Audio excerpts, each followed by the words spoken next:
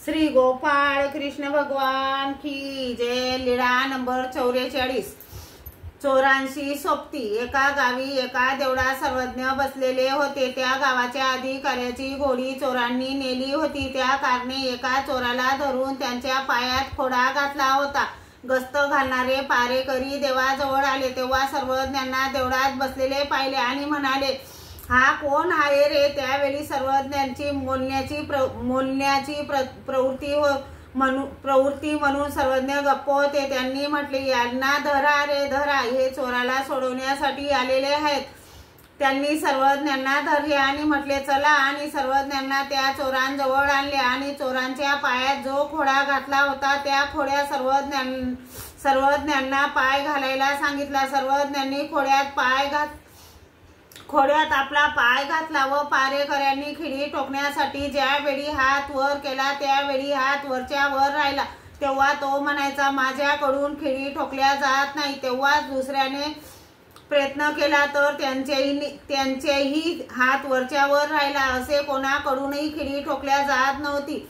मग ते अधिकाऱ्याकडे सांगायला गेले। सर्व हकीकत सांगितली। तो अधिकारी घोड्यावर बसून कंदील घेऊन आला। त्याने सर्वज्ञांना पाहिले आणि म्हणाला, हे काय रे पापी चांडाळांनो, असे तुम्हाला कोणी करायला सांगितले? सर्वज्ञांच्या पायात खोडा का घातला? आपण घोड्यावरून खाली उतरला। सर्वज्ञांना दंडते घातली।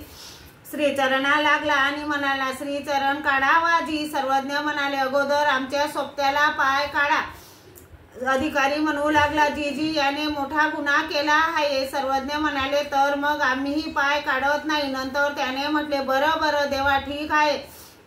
व पारेकरांना म्हटले, काढा रे याच्या खोड्याची खिडी। पारेकरांनी खिडी काढली। मग सर्वज्ञांनी श्रीचरण काढला। मग त्याने म्हटले, आता चला देवा।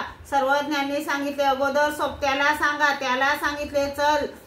तो पुढे, सर्वज्ञ मागे। असे त्या अधिकाऱ्याच्या वाड्यात गेले। अधिकारी सर्वज्ञांना आंघोळीपूर्वी नेसण्याचे वस्त्र देऊ लागला। सर्वज्ञांनी सांगितले, अगोदर सोबत्याला। मग त्याच्या अंगाला तेल उठणे लावले। सर्वज्ञांच्या अंगालाही तेल उठणे लावले। आंघोळीसाठी पाणी टाकले व त्याने विनंती केली, चला देवा।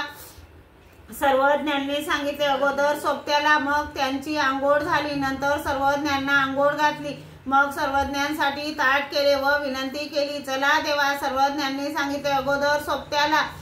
त्याचे जेवण झाले। सर्वज्ञांचेही जेवण झाले। गुन्हा केला। मग पानाचा विडा आणला व विनंती केली, घ्या देवा। सर्वज्ञांनी सांगितले, अगोदर सोबत्याला।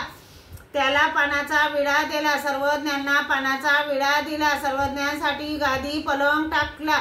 त्यांच्यासाठी चादर खाट टाकली। सर्वज्ञ झोपले। मध्यरात्री त्या चोराने उठून सर्वज्ञांना विचारले, जीजी, मी मोठा गुन्हा केला आहे, त्यामुळे मला ते जिवंत ठेवणार नाही, तरी मी पळून जाऊ?